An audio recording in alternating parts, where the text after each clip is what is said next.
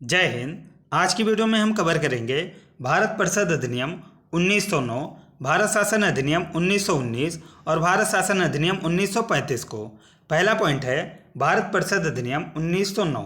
1909 के भारत परिषद अधिनियम को किस अन्य नाम से जाना जाता है? माल्य मिंटो सुधार के नाम से जाना जाता है। भारतीय परिषद अधिनियम 1909 किस वर्ष लागू हुआ था? जनवरी 1910 में लागू हुआ। 1909 के अधिनियम द्वारा वायसराय की केंद्रीय परिषद में अतिरिक्त सदस्यों की संख्या बढ़ाई गई थी। 60 सदस्यों की संख्या बढ़ाई गई थी।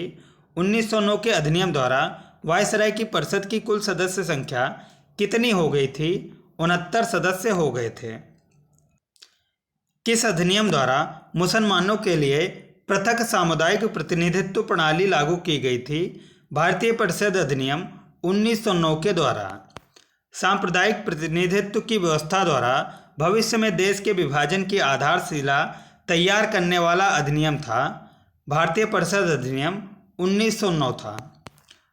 लॉर्ड मिंटो ने मुसलमानों को निर्वाचन संबंधी कौन सी सुविधाएं प्रदान की थी? पृथक निर्वाचन की सुविधा दी थी। सांप्रदायिक प्रतिनिधित्व का जन्मदाता किसे माना जाता है? लॉर्ड मिंटो को माना जाता है। भारत सचिव लॉर्ड माल्य ने निर्वाचन हेतु किस निर्वाचक मंडल की सिफारिश की थी? मिश्रित निर्वाचन मंडल की सिफारिश की थी। वह अधिनियम जिसके द्वारा विधि निर्मात्री परिषद का नाम सर्वप्रथम व्यवस्थापिका सभा रखा गया था। भारतीय परिषद अधिनियम 1909 में। सुधारों की प्रकृति तथा प्रतिनिधित्व विस्तार के संदर्भ में रिपोर्ट देने हेतु लॉर्ड मिंटो द्वारा नियुक्त की गई समिति के अध्यक्ष कौन थे? A.T. अरुंडेल थे। भारतीय परिषद अधिनियम 1909 के तहत वायसराय की कार्यकारिणी परिषद में किसे प्रथम भारतीय सदस्य के रूप में नियुक्त किया गया? सत्येंद्र प्रसाद सिन्हा को नियुक्त किया गया था। केंद्रीय एवं प्रांतीय व्यवस्थापिका सभाओं की व्यवस्था और शक्तियों के विस्तार का अधिनियम था 1909 का भारतीय परिषद अधिनियम। 1909 के परिषद कानून के अंतर्गत केंद्रीय तथा प्रांतीय व्यवस्थापिका सभाओं में सदस्यों के संदर्भ में बनाए जाने वाले अधिनियमों के लिए क्या आवश्यक था? सब परिषद भारतीय सचिव की स्वीकृति प्राप्त करना। 1909 के परिषद कानून के अनुसार विशिष्ट निर्वाचन क्षेत्रों की कितनी श्रेणियां थी? 3 श्रेणियां थी। विधायी परिषदों में पूरक प्रश्न पूछने की व्यवस्था किस अधिनियम द्वारा की गई थी? भारतीय परिषद अधिनियम 1909 में की गई थी। विधायी परिषदों में लोकहित के विषय को प्रस्तुत करने का अधिकार देने वाला अधिनियम था भारतीय परिषद अधिनियम 1909। अगला है हमारा भारत शासन अधिनियम 1919। भारत सरकार अधिनियम 1919 के आधार सामग्री थी मॉन्टेग्यू चेम्सफोर्ड रिपोर्ट 1918। भारत सरकार अधिनियम 1919 का क्या उद्देश्य था? भारत में एक उत्तरदायी शासन की व्यवस्था करना इसका उद्देश्य था। भारत सरकार अधिनियम 1919 की प्रस्तावना में समावेश था। अगस्त घोषणा के मूल सिद्धांतों का समावेश था। ब्रिटिश संसद में भारत सरकार अधिनियम 1919 कब पारित किया गया? दिसंबर 1919 में पारित हुआ था। भारत सरकार अधिनियम 1919 लागू हुआ था 3 जनवरी 1921 को लागू हुआ था। दिसंबर 1919 में पारित हुआ था। भारत सरकार अधिनियम 1919 ने प्रांतों में उत्तरदायी सरकार की स्थापना के लिए किस प्रणाली को अपनाया था? द्वैध शासन प्रणाली को अपनाया था। ये इंपॉर्टेंट पॉइंट बनता है। 1919 अधिनियम के अंतर्गत प्रांतीय कार्यकारिणी परिषद की शक्तियों का विभाजन कितने भागों में किया गया था? 2 भागों में, आरक्षित तथा हस्तांतरित विषय। हस्तांतरित विषयों पर राज्य के गवर्नर किसकी सलाह पर कार्य करते थे? मंत्रियों की सलाह पर। आरक्षित विषयों पर राज्य के गवर्नर किसकी सलाह पर कार्य करते थे? कार्यकारी परिषद की सलाह पर। पहली बार किस अधिनियम के द्वारा केंद्रीय व प्रांतीय विषयों में विभाजन किया गया था? भारत सरकार अधिनियम 1919 में इसका उल्लेख किया गया। 1919 के अधिनियम के तहत प्रांतीय तथा केंद्रीय सरकार के बीच शक्ति विभाजन किया गया था। न्याय गमन नियमों के अनुसार किया गया था। भारतीय संविधान में सरकार में एकात्मक से संघात्मक में परिवर्तित करने हेतु पृष्ठभूमि तैयार करने वाला कानून कौन सा था? भारत सरकार अधिनियम 1919 था। 1919 के अधिनियम के अधीन केंद्रीय तथा प्रांतीय सरकारों के मध्य विवाद की स्थिति में मान्य मत किसका होता था? केंद्र सरकार का। 1919 के अधिनियम का झुकाव किस तरफ था? संघात्मक सरकार की तरफ उसका झुकाव था। भारत सरकार अधिनियम 1919 के अनुसार प्रांतीय स्तर पर विषयों में भ्रम की स्थिति में किसका स्पष्टीकरण मत एवं निर्णय अंतिम होता था? गवर्नर का। भारत में गवर्नर के अधीन कितने प्रांतों में द्वैध शासन प्रणाली लागू की गई थी? 9 प्रांतों में लागू की गई थी।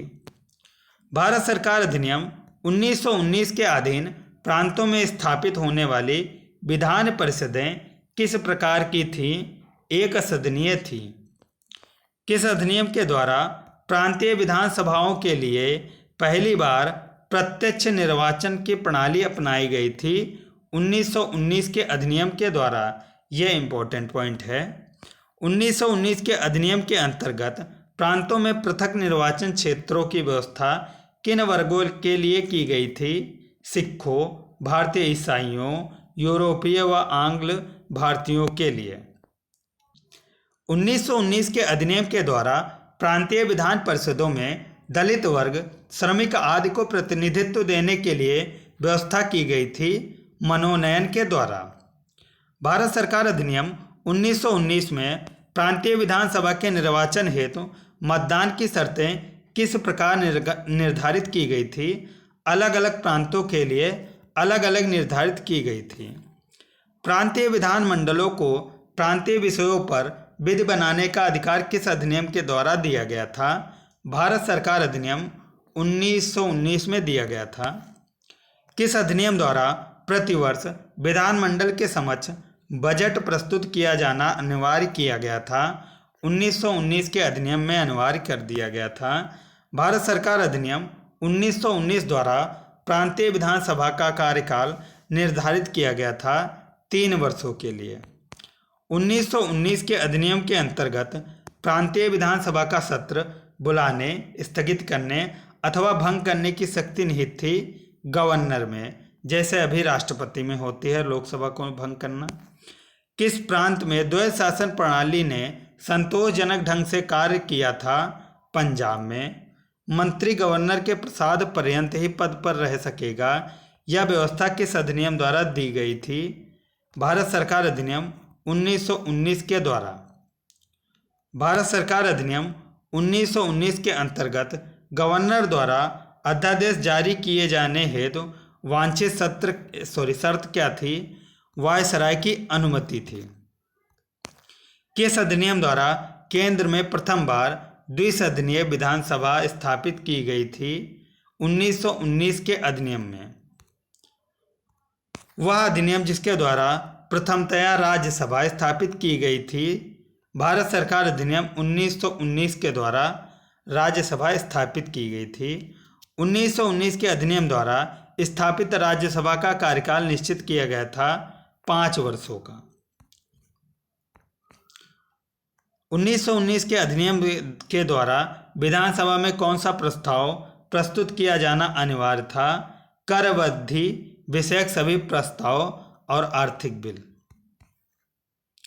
1919 के अधिनियम द्वारा भारत सचिव की परिषद की संख्या पुनर्निर्धारित की गई थी, न्यूनतम 8 और अधिकतम 12। 1919 के अधिनियम द्वारा गवर्नर जनरल की कार्यकारिणी में भारतीय सदस्यों की संख्या पुनर्निर्धारित की गई थी, 3 कर दी गई थी, पहले 2 थी फिर बाद में 1 बढ़ाई गई। 1919 के अधिनियम के अनुसार किन विषयों पर भारतीय परिषद इंडियन काउंसिल का मत अति आवश्यक था? आय व्यय खाता तथा अखिल भारतीय सेवा संबंधी नियम। किस अधिनियम द्वारा लंदन में भारत के उच्चायुक्त के कार्यकाल का सृजन किया गया था? 1919 के भारत सरकार अधिनियम के द्वारा। किस अधिनियम द्वारा प्रावधान किया गया कि केंद्रीय बजट एवं प्रांतीय बजट अलग अलग पेश होंगे। भारत सरकार अधिनियम 1919 में ऐसी बात कही गई थी। बहुत ही इम्पोर्टेंट पॉइंट है। किस अधिनियम के द्वारा पहली बार एक लोक सेवा आयोग की स्थापना की गई थी? भारत सरकार अधिनियम 1919 द्वारा। भारत सरकार अधिनियम 1919 के अधीन केंद्रीय सरकार में विहित विषय थे: नाविक सेना बाह्य संबंध, भारतीय राजाओं से संबंध, रेलवे, डाक, तार, मुद्रा, ऋण, आय के साधन, फौजदारी, दीवानी कानूनी, अखिल भारतीय सेवाएं आदि।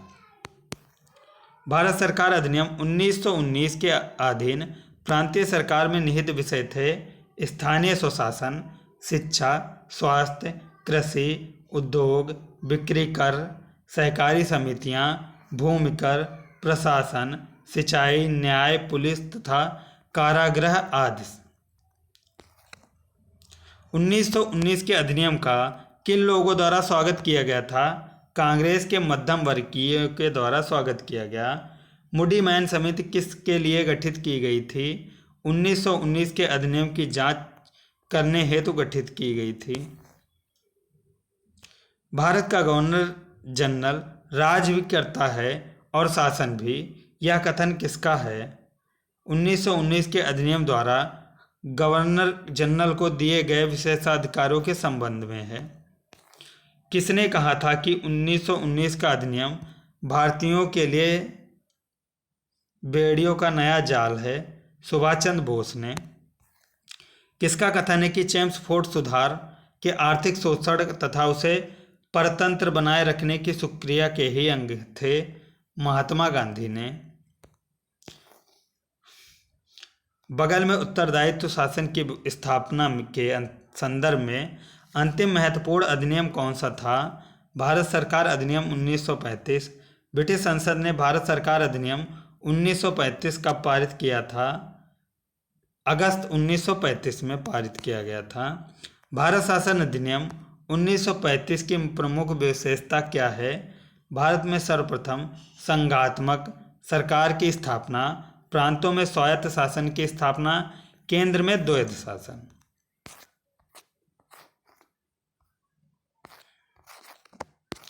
भारत शासन अधिनियम 1935 के अंतर्गत अतिवृष्टि,